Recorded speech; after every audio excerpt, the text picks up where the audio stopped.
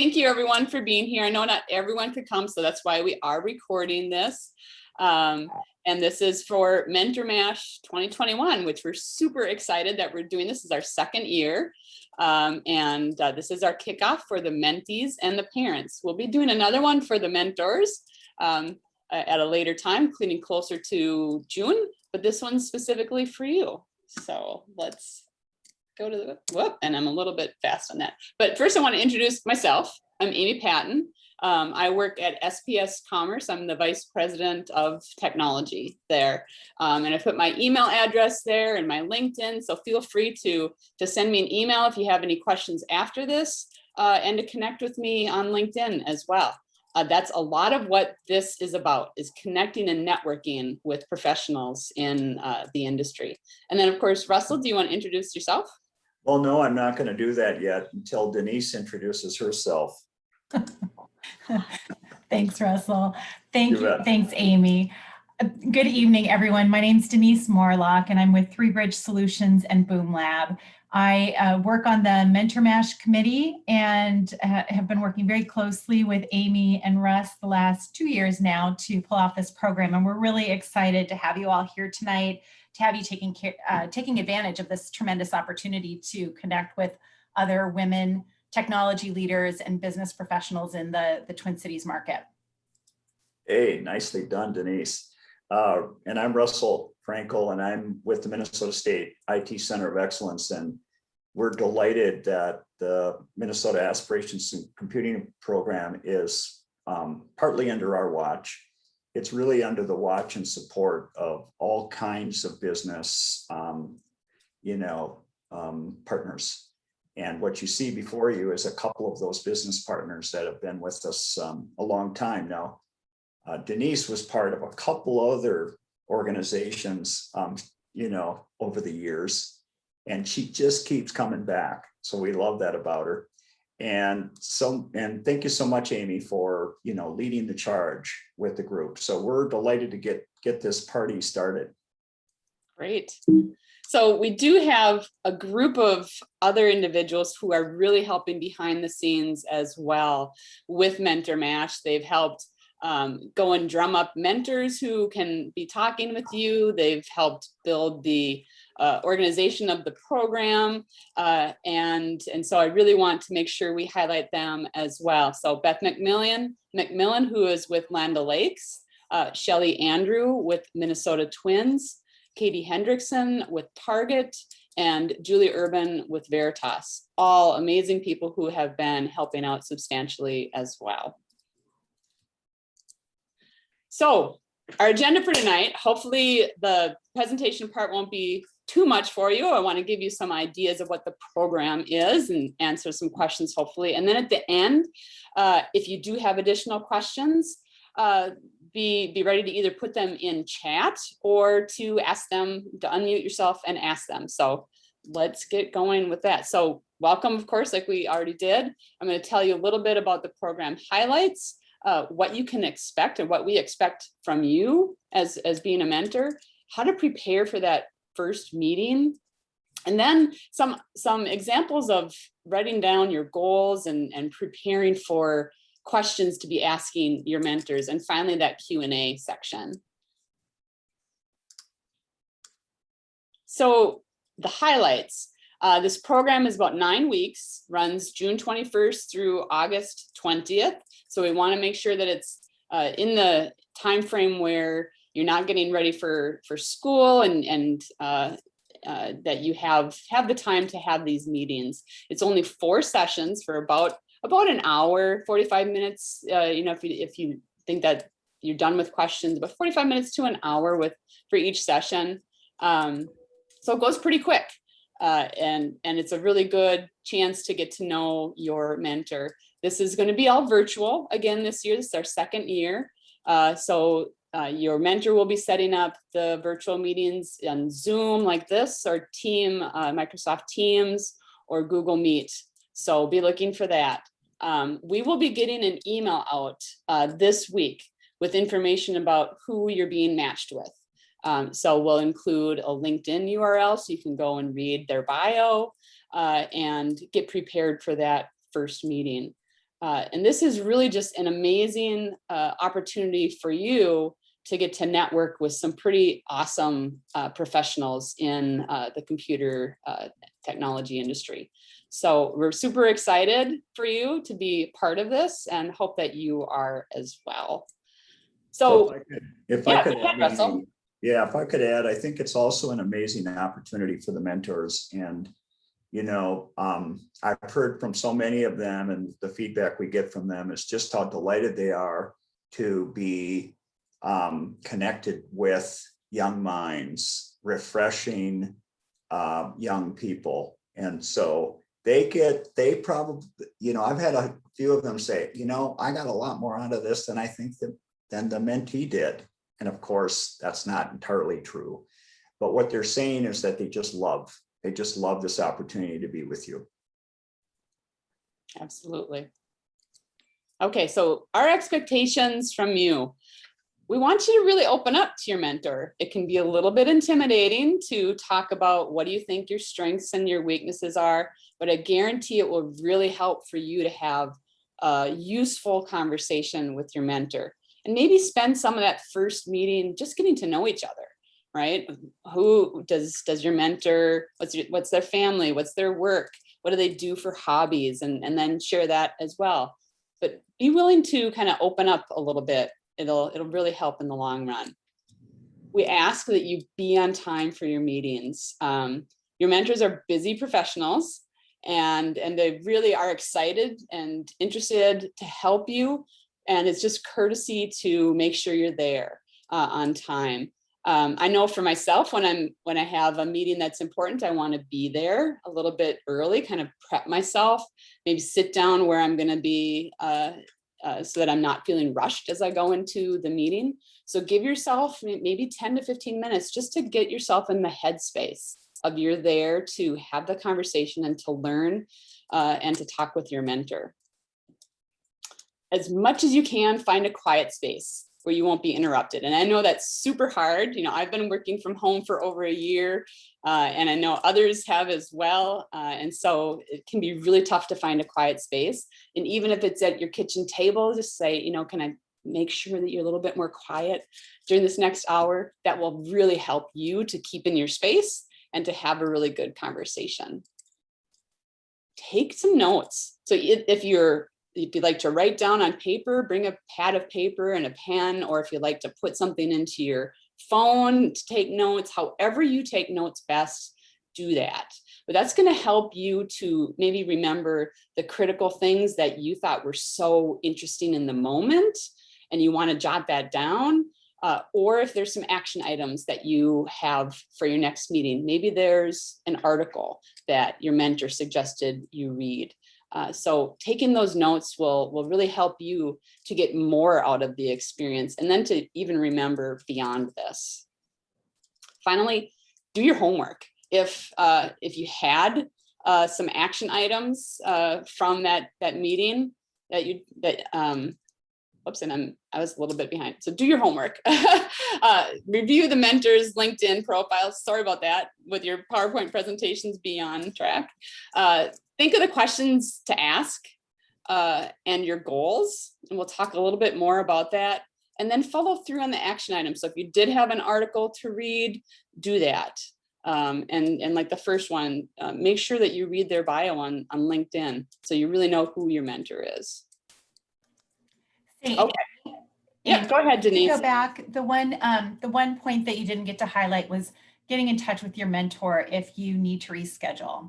Oh, yes. Sorry about that. Denise, do you want to talk about the importance of that?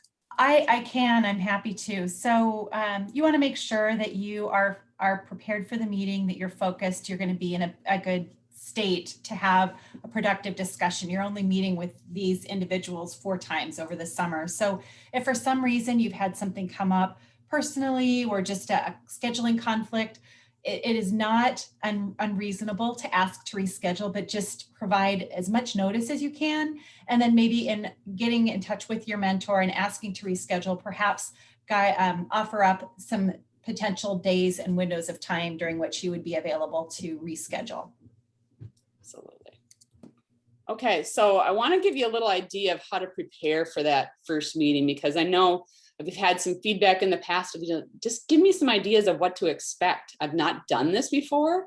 I've not had a mentoring relationship. And so how can I prepare? So of course, like we said before, read that LinkedIn profile and kind of get yourself ready. But I also want you to think about and to actually write down 1 or 2 goals that you have for this experience. And I ask you to write them down because that's really important for you. Sometimes you might not formulate that goal fully until you write it down, and writing it down is going to really force you to think about it and make sure that's what you want.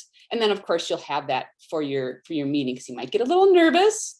I know you're meeting someone new for the first time, and so having the notes will really help with that. And then again, I want you to prepare and write down some questions. So if you think about your goal, what are the questions you might ask your mentor in order to achieve that goal? And to have a good conversation that really goes somewhere. So let me give you some examples, because that can be kind of tough. So I have 3 examples for you. Let's say that your goal was to understand your career possibilities and the background that you need in order to achieve those possibilities. That's a good goal. And then you could share that with your mentor. And some good questions for you to ask might look like this. What's your career journey been, and how did your education prepare you for it? Or maybe how didn't it, right? What did you not have in it? Or what did you wish you had studied that you didn't? Like, I always wish that I had studied business, and I never did. I was IT all the way. And then how did people help you in unexpected ways? So those would be really good conversation starters, and they're going to branch into a whole other set of questions and discussions. So if you have that goal and some questions to seed it with, you're going to really kick off that first meeting prepared.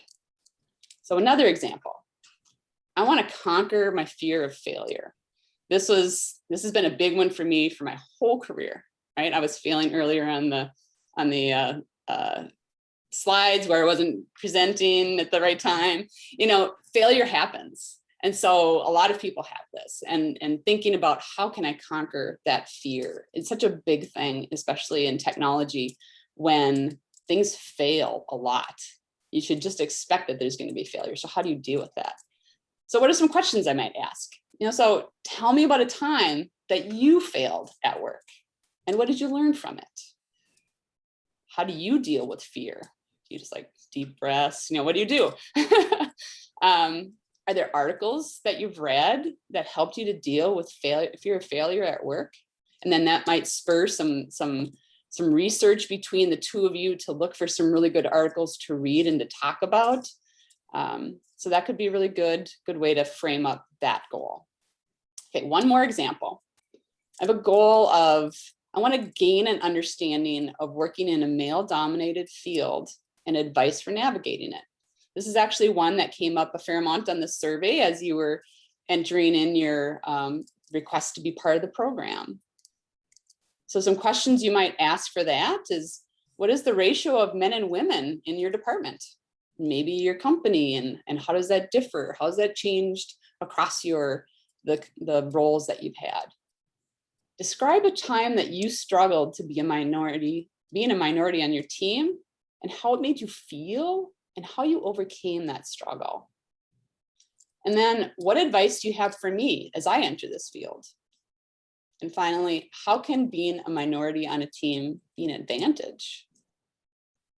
So hopefully that gives you some examples of framing up a goal and prepping up some questions to ask your mentor. Your goals, this might be a good example that you can just take, or you might have other ones that you have that you really want to get from this. Okay, that's all I have from a presentation. So now it's really Q&A. So I'm actually going to stop sharing so I can see all your faces better and see the questions and open it up. Feel free to put your question into chat, or just to unmute yourself and ask it. And as people are looking to do that, if I could just comment about the goal area as well. You know, sometime, as you said earlier, Amy, goals aren't crystal clear to us. And so if you've got your goal sort of written down and you're just not completely sure of it, it's a great topic to take that goal to discuss with your mentor, and to get clearer about it with the support of your mentor. So it doesn't have to be, as Amy said, just pitch perfect out the gate, but your hope is that you're going to get clear about it as you go along. So Absolutely. just a little bit of advice there. Great point. And parents too, you're in the room. So if you have any questions, we're interested to hear from you as well.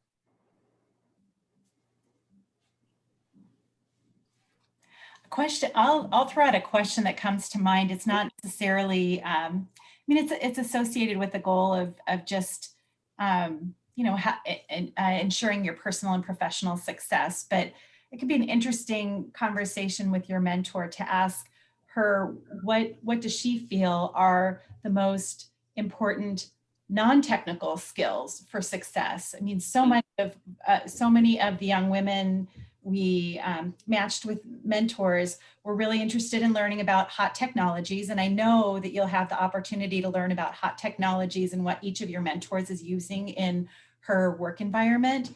But technologies are easily learned in, you know, classes or self-study or online computer-based training and whatnot. It's those soft skills that really help secure someone's success in business. So I think that would be really, if you don't have a sense or you're curious as to what your mentor has experienced and seen around her, I think that would be a really interesting question to ask, just to figure out where there might be some professional development opportunities for you personally. That's a great point. Okay, I have one question from Gabrielle, and she asks, are all the mentors in Minnesota or all around, like the US? The mentors that we have are in Minnesota. They actually, the people on the committee that you saw, we reached out to people in our network and people that had let Russell know they were interested. And that's how we got the pool of mentors. Great question. I have to confess, there's one person I know of. I personally sought her out, and she did both her undergrad and her master's here at St. Cloud State, and she worked for a local medical device company, and now she's working for a telecom provider in Southern California. So she, there you go. I was in Minnesota any longer, but I think everybody else does. One of those last minute ads. Yes, I was just keeping you honest, Amy. Very good. Well, then I'm going to ask you the next question, Denise. No, just kidding. So Julia asks, would it be possible to meet the mentor in person and visit their office or place of work? Denise or Russell, would you like to take that one? I would love to answer that question. And, you know, there's going to be there's some policy that organizations have around COVID. There's also your parents and what they would like for you to be in a safe environment. So my sense is that as we sort of maybe get toward the end of this season, the summer season, you know, it is something that you could bring up if you have that desire and your parents are supportive.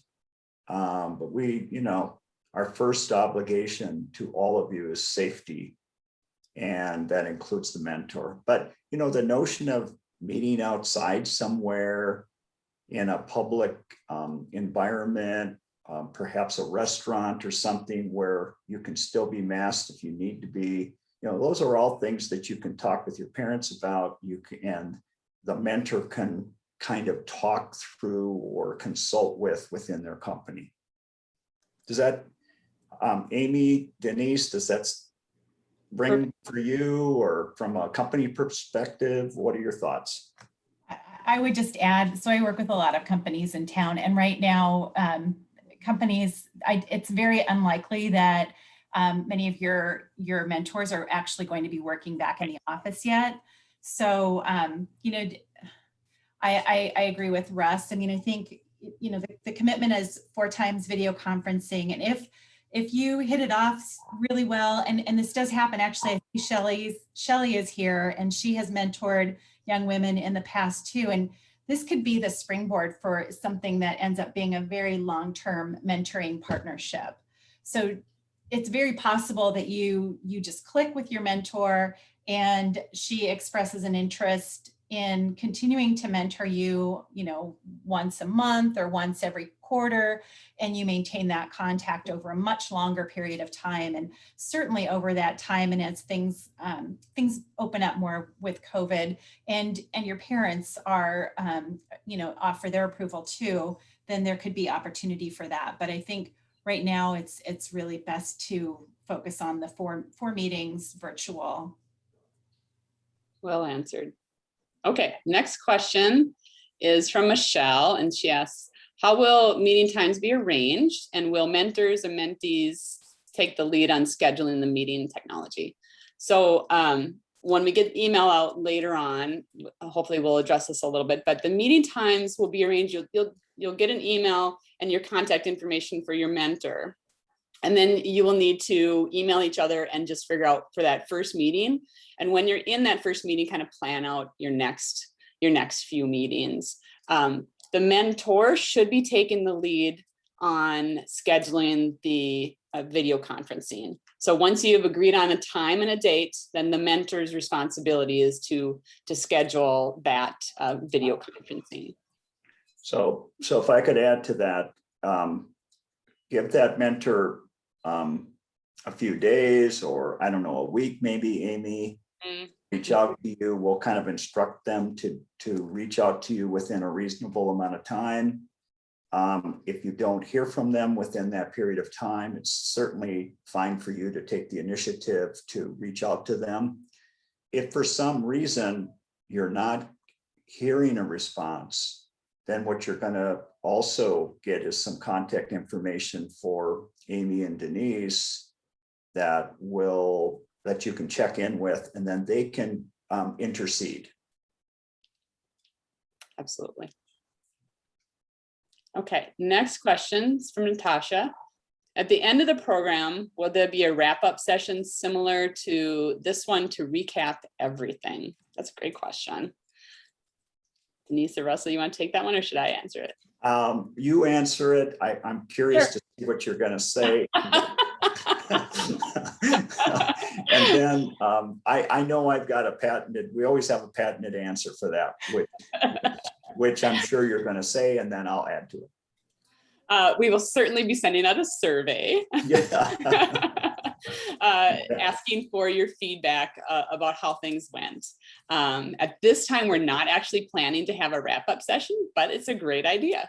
Yes. So we'll be thinking about that a little bit. Yeah, you're right on, Amy. You hit it on the head. Way to go. And I would just say one of the things that is really important is that evaluation information. So when you do get that evaluation, I really view it as a high responsibility of you and the mentor to provide that kind of feedback to the program leaders, because we're just always looking to improve the program. And also we want to know if there's some aspects of it that really work well for you or for the experience. We also want to know about that too, because that's the type of thing we want to continue to make happen. The last thing I would say about the evaluation is that we always like to write a blog, for instance, about what this program was about and feature some folks. So we kind of take testimony from some of those statements, good, bad, or indifferent. We put that, we promote it so that people know, our business folks know about this, and they can contemplate getting more engaged with us. And other students can also look at this and go, wow, I really should have done that. So please assist us with that as well. Yeah, like Russell was saying, the feedback is really important. In fact, this kickoff meeting is the result of feedback we received last year, that the students would have just liked to have a little more example and opportunity to ask questions before the program kicked off. So we'd take your feedback very seriously. Okay, that's all of the questions I have in chat. I don't know if Russell or Denise, you received any, or if there's anyone else who wants to ask a question, feel free. And we have another committee member that has joined us, and maybe if she's willing to unmute herself. Shelley? Yes, come on board. Hey, sorry, I was running a little late. No problem. Yes, wonderful. And Shelley, just want to comment about anything you'd like to add to the conversation. No, the only, everything that I heard what Denise and Amy talked about. The only thing I would add is don't be afraid to ask questions. Kind of on the theme that we talk about at the Twins is be curious, let that be your superpower and lead with it. Mm-hmm. Yeah. Ask the questions, because if you don't ask the questions, nobody will know to give you the answer that you're looking for. Yeah, that's just great advice, Shelley. And the other thing I would contribute that I've certainly heard is, how you should behave, right? And we want you to be your authentic self. Right? Mm-hmm. And so it's, obviously we know that you're going to be respectful and you're going to be courteous and you're all of those things already. That's why you were selected as an honoree. But we're really interested in you just showing up and being who you are. Absolutely. Great advice. Okay. Well, there's some great questions. If there aren't any more, please do know that we are open for questions via email. You saw my email and Russell's, and Denise shared hers as well. Please send us an email and let us know. And if you have any concerns along the way, we'll put this into an email later this week also. We want to know. We want to know if you're having issues during the process that we can help and maybe adjust along the way. Okay. I'll just, before you close, I'll just add, have fun, really embrace this time, and take advantage of this opportunity to meet with these women. They're equally really excited to invest their time with each of you. And you have no idea, Russ talked about the reverse mentoring impact that we who've been in the business for decades really benefit in going through this process. But like I said earlier, this could be the springboard of a long-term professional relationship that you have with these women. And they're really investing their time to help you be successful and maybe even learn from some of their lessons so that you can be even more successful and avoid some of the pitfalls that they've encountered over the years. And Denise, it's shocking to come from you that they should have fun. I just want to comment about that. I know, I'm so serious. She's highly professional. I just want to point this out. Highly professional, but she sure knows how to have fun and enjoy herself. So her advice comes from the heart. Let me tell you that. Thanks, Russ. Great. Well, we're all excited for you and hoping that this is a very fruitful conversation with your mentor and a great summer in general. Super. And with that, we'll bid you farewell. And yes, parents, you have any questions as well, please let us know. Thank you. Have a good evening. Farewell. Bye-bye.